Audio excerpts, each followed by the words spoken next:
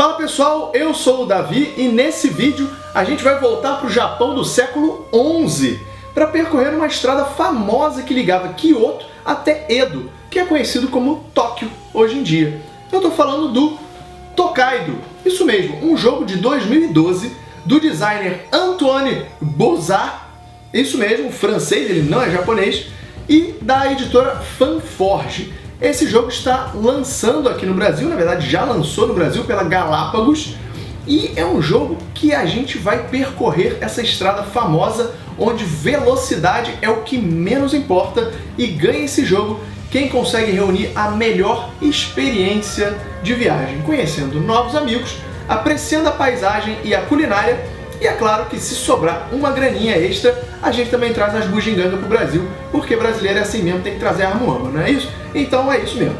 Então nesse vídeo eu vou falar das regras do Tokaido e depois eu volto para falar o que eu achei do jogo e mais algumas outras informações aí, certo? Então vamos lá.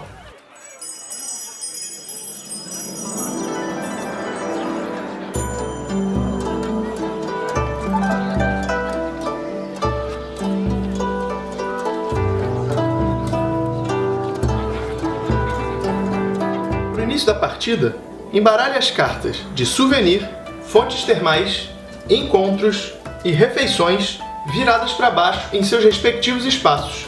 Então pegue as cartas de panorama e separe-as por número. Então crie uma pilha crescente e posicione na região indicada no tabuleiro. Repita o processo com os outros dois panoramas.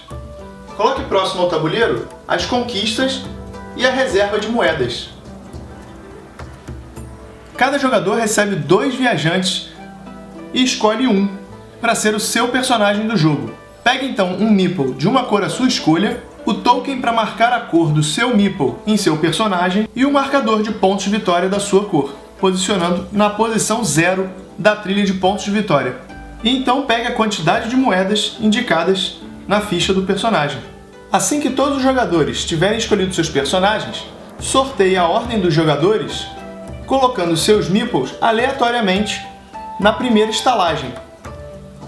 Nesse jogo nós estamos atravessando a Tokaido Road, saindo de Kyoto para chegar até Edo, como era conhecido Tóquio antigamente. Então, como estamos viajando como um grupo, nós não queremos deixar ninguém para trás.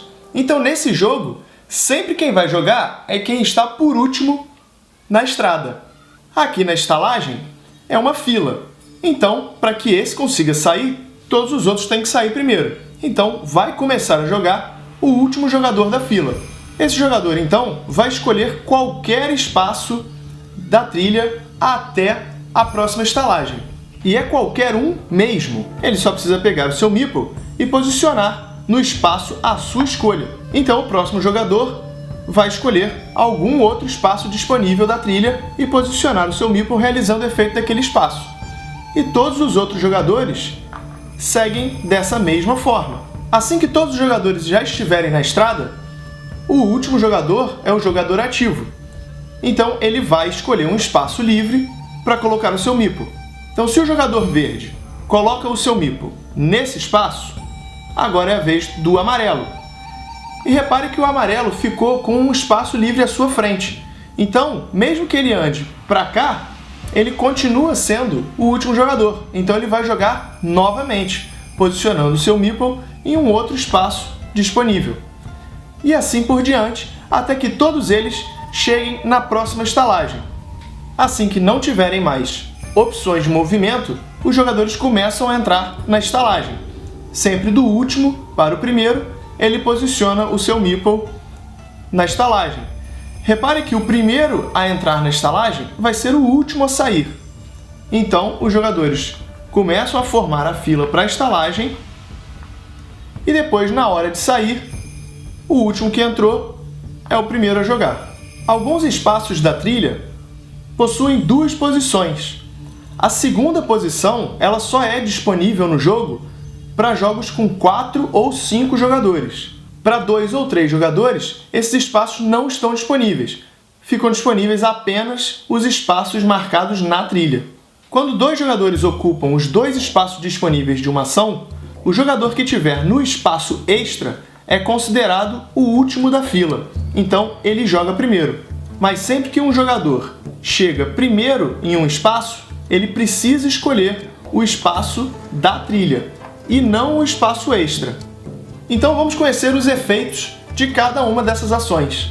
Quando um jogador entra na loja de souvenir, ele vai pegar as 3 primeiras cartas do deck de souvenir e vai poder comprar uma ou mais cartas que ele abriu.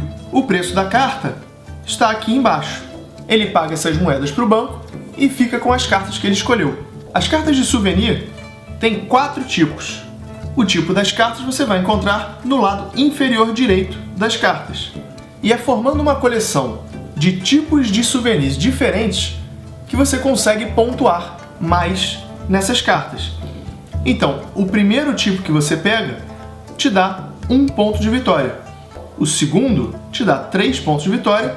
O terceiro, 5 pontos de vitória. E o quarto, 7 pontos de vitória.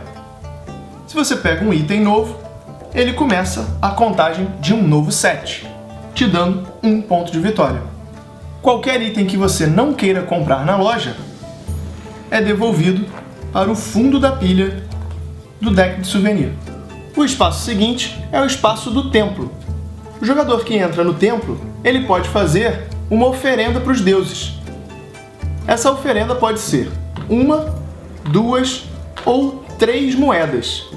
Essas moedas são empilhadas e colocadas na região com a cor do seu jogador. Para cada moeda que você colocou no templo, ganhe 1 ponto de vitória. O espaço seguinte é o espaço dos encontros. Quando um jogador para no espaço de encontros, ele vai pegar a carta do topo da pilha de encontros e realizar o seu efeito. Existem 5 tipos de amigos que ele pode encontrar na Tokaido Road. Um deles vai dar 3 moedas do banco que ele coloca em sua reserva. Outro amigo vai dar 3 pontos de vitória. Um outro amigo vai pegar uma moeda do banco e colocar como oferta na sua cor no templo. Um outro amigo faz com que você pegue a primeira carta do deck de souvenir e acrescente à sua coleção. E você pontua dependendo da quantidade de souvenirs que você já tiver. E o último tipo de amigo, ele vem de 3 formas diferentes, que são os amigos que te oferecem um tipo de panorama. Então pegue o próximo número daquele panorama que você ainda não tem e adicione à sua coleção. Se você já tiver completado o panorama da cor que aquele amigo te oferece, você pode pegar um panorama de outra cor que você não tenha. Após aplicar o efeito dos encontros, adicione aquele amigo à sua coleção. Então chegamos no espaço dos panoramas. Existem 3 tipos de panoramas: os verdes, os cinzas e os azuis. Para cada cor dessas, existe uma sequência de panoramas. Quando o jogador entra no espaço do panorama verde, ele vai pegar na pilha o menor número que ele ainda não tem. Então ele vai começar pelo panorama 1, pontuando 1 ponto de vitória. A próxima vez que ele parar no espaço do panorama, ele vai pegar o panorama verde de número 2, pontuando 2 pontos de vitória. E assim que ele parar pela terceira vez, ele vai pegar o panorama de número 3, pontuando 3 pontos de vitória. O panorama verde só tem 3 peças. Então o primeiro jogador que completar as 3 peças do panorama verde recebe a conquista e com ela mais 3 pontos de vitória. Os outros jogadores vão poder continuar formando o panorama verde, mas mesmo que eles completem o panorama, eles não ganham a conquista. É como se eles estivessem pintando uma cópia do primeiro retrato. Para o panorama cinza, é o mesmo procedimento, só que o panorama cinza tem 4 partes. Quem completar as 4 partes recebe a conquista do panorama cinza. O mesmo vale para o panorama azul e suas 5 partes. Quando um jogador completa um panorama, ele não pode mais entrar no espaço referente àquele panorama completo. Ele vai ter que escolher um espaço mais à frente. O espaço seguinte é o espaço das fontes termais. Quando o jogador entra no espaço de fontes termais, ele vai comprar a primeira carta da pilha de fontes termais e pontuar a quantidade de pontos indicadas na carta. Nesse deck existem cartas de 2 pontos e 3 pontos. Você vai diferenciar uma da outra pelos macaquinhos que estão tomando banho nas fontes termais. Se você toma banho com um macaquinho, você ganha um ponto a mais. Então chegamos na fazenda. O jogador que entra na fazenda recebe 3 moedas do banco. E por fim, a estalagem. Assim que o primeiro jogador chega numa estalagem, ele vai comprar cartas da pilha de refeição igual o número de jogadores mais 1. Então ele secretamente olha essas cartas de refeição e escolhe uma delas para comprar. As cartas de refeição têm custo de 1 moeda, 2 ou 3. O jogador decide qual ele quer pagar. Mas se um jogador escolhe comer tofu em uma das estalagens, ele não vai poder mais repetir essa refeição ao longo da jornada. Os jogadores só podem fazer uma refeição por estalagem, mas não são obrigados a comprar a refeição. Só que também não vão pontuar os 6 pontos de vitória que cada refeição oferece. Assim que um jogador escolher qual refeição ele quer fazer, ele volta todas as outras cartas para a pilha ao lado do deck de refeições. O jogador seguinte vai pegar essa pilha, que tem uma carta a menos, e escolher uma refeição para ele. E volta para a pilha ao lado do deck de refeições. E assim por diante. Se um jogador decide não fazer a refeição, ou não tem moedas para comprar, ou então só encontrou refeições que ele já tenha comido, ele pega todas as cartas e coloca ao lado da pilha de refeições. Assim que o último jogador entra na estalagem de Edo e faz a sua última refeição, o jogo acaba. Então as últimas conquistas são distribuídas. Para o jogador que conseguiu a maior quantidade de cartas de souvenir, o jogador que conseguiu a maior quantidade de cartas de fontes termais, o jogador que conseguiu a maior quantidade de cartas de amigos e o jogador que conseguiu a maior quantia em dinheiro gasto com comida. Cada conquista dessas soma 3 pontos ao total de pontos dos jogadores. Fora isso, o jogador que doou mais moedas para o templo ganha 10 pontos de vitória, o segundo que doou mais 7, o terceiro 4 e o quarto 2 pontos. Em caso de empate, os jogadores empatados recebem a pontuação da posição empatada. Então, se 2 jogadores empataram em primeiro, os 2 recebem 10 pontos. Jogadores que não doaram nenhuma moeda não recebem nenhum ponto. O jogador que conseguiu a melhor experiência nessa viagem, ou seja, conseguiu mais pontos de vitória, é o vencedor. Bom pessoal, essas foram as regras do Tokaido. O Tokaido que, de cara, ele já salta os olhos pela beleza das artes. A arte desse jogo é de um cara chamado Xavier Genefei Durin, o cara da linhagem de Durin. Olha isso.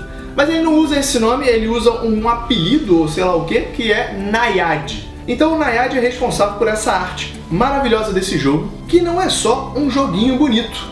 Ele é um jogo muito bom, eu diria que um dos melhores jogos para você apresentar para aquele seu amiguinho que não conhece board game. Ele é um jogo simples de aprender, ele é gostoso de jogar, ele não vai queimar o cérebro do seu amigo que não está acostumado com jogos pesados. A mecânica dele é super simples de movimento, você não tem muito o que fazer, você move para frente para um espaço disponível. E é claro que com o tempo você vai pegando a manha de para onde ir, como ir. Não é um jogo que simplesmente de bota o boneco lá na frente e vê o que acontece. Ele tem sim um caminho ideal para ser percorrido para você marcar o seu adversário e você conseguir mais pontuações. O que está muito bem feito nesse jogo, para mim, é o tema muito bem amarrado aí. É você realmente percorrendo a Tokaido Road e aproveitando o que tem lá para te oferecer. Então, se você pesquisar um pouco sobre a Tokaido Road na internet, até no próprio manual do jogo vem muita informação. Mas vale a pena pesquisar sobre a Tokaido Road e como era feito esse trajeto naquela época, que só podia ser feito a pé ou a cavalo. Inclusive tinham outras questões na época, as mulheres não podiam andar sozinhas nessa trilha. Os viajantes levavam cerca de duas semanas para conseguir completar essa trilha. E ela não era uma única estrada, tinham outros caminhos também, só eram várias estradinhas formando esse complexo de estradas que era feito todo a pé. Então se você para avaliar o jogo, é como se você fizesse isso mesmo, essa viagem, onde você conhece pessoas que você está viajando a pé com um monte de gente para o mesmo lugar. Você vai fazer amizades. Cada amizade vai te oferecer alguma coisa, uma experiência nova. E a paisagem montanhosa do Japão está muito bem retratada nos panoramas que a gente pinta durante essa viagem. Inclusive, muitos artistas ficaram famosos por fazer essas pinturas da Tokaido Road. Então, ao longo da viagem, nós mesmos podemos ser esses artistas. E também conhecendo as estalagens onde as pessoas pararam para descansar, até porque ninguém vai andar 2 semanas seguidas sem parar, né? Então você vai parar para descansar, vai comer na estalagem, vai fazer uma refeição bacana, vai conhecer a culinária do Japão e você vai ter também as lojinhas de souvenir, onde você vai comprando itens que possam te lembrar dessa viagem, coisa que a gente faz em qualquer viagem, né? Mesmo imã de geladeira e esse tipo de coisa, só que não tinha imã de geladeira lá. E como o Japão é formado por diversos vulcões, é normal você encontrar essas águas termais, onde as pessoas resolvem tomar banho na água quentinha lá do vulcão. E na Tokaido Road você tem muito disso e a gente também consegue ver isso no vulcão. Na verdade, nada mais é do que um mochilão, certo? Hoje em dia a gente faria um mochilão pela Tokaido Road, porque hoje em dia a gente não precisaria fazer esse trajeto todo, mas tem aventureiro para tudo. Então você pega a tua mochila, enche de coisa e atravessa a Tokaido Road de Kyoto até Tóquio e vai juntando essas experiências, tudo que o jogo tem e a viagem tem para te oferecer. Então o tema está muito lá, muito presente nesse jogo, é algo legal de você ver isso e de conhecer também. Então você tem aí a junção de um tema muito bem amarrado, um jogo gostoso de jogar, com artes muito bonitas. Então prato cheio para quem já é gamer e para quem também não é gamer conhecer esse universo, não é mesmo? Então, esse jogo ele já tem 2 expansões. A primeira dela foi a Crossroads. A expansão Crossroads ela transforma o jogo em algo um pouco mais arriscado. Você pode tomar um caminho menos seguro no jogo. Então, ele vai continuar com os mesmos espaços, só que quando você para, você tem escolhas. Você pode conseguir coisas mais poderosas, mas também gastando mais, ou às vezes arriscando a sua sorte. Então a Crossroads, que é justamente isso, você tem 2 caminhos a seguir. Então ele deixa o jogo, para quem já jogou muito, ele te dá mais opções. Então ele aumenta aí o índice de rejogabilidade desse jogo.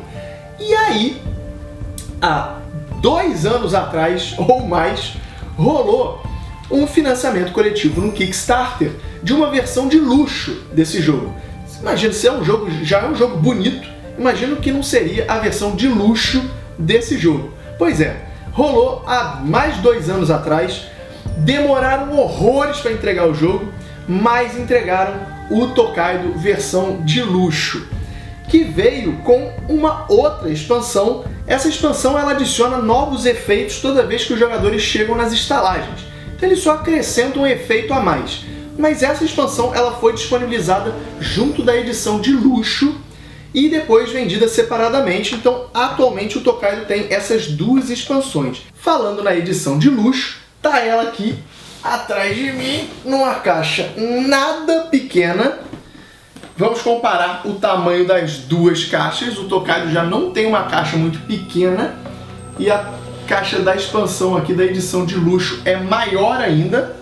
Então essa caixa ela vem com o jogo base mais as 2 expansões, só que na versão de luxo. Então ela tem moedas de metal, em vez dos pininhos, desses círculozinhos aqui de pontuação, ele tem miniaturas pintadas à mão dos personagens.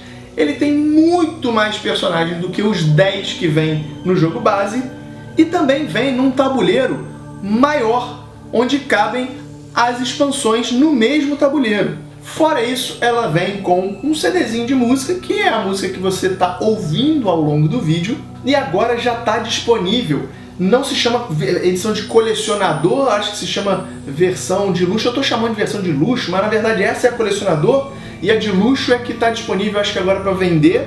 E você também tem a Matsui separada, a Crossroad também separada. E aí você pode ter uma coleção próxima dessa daqui. Eu acho que não tem todas as miniaturas, não sei se elas são pintadas ou não, mas foi um financiamento aí que rolou e ainda bem que eu peguei, porque o jogo já é bonito. Nessa edição ficou mais bonito ainda. Eu nem joguei nessa edição porque eu tô com pena de machucar o jogo. Tem dessas coisas, certo? Então, olha só, gente. Tá disponível no Brasil o Tokaido pela Galápagos. Não é a edição de colecionador, mas é uma edição que já é muito bonita. Então esse aí foi o Tokaido. Minha avaliação é um excelente jogo para você deixar lá na sua prateleira e de vez em quando tirar ele para jogar numa ocasião um pouco mais descompromissada. É um jogo bacana para você apresentar para os seus amigos que não conhecem board games, para aquelas pessoas que gostam de jogos mais leves. Então ele funciona para essas ocasiões. Então é isso, galera. Eu vou ficando por aqui. Você já sabe, siga o Coelho para mais vídeos como esse. Se inscreve aí, deixa aquela opinião, crítica, comentário, sugestão ou piadas relacionadas a board games. E a gente se vê no próximo vídeo.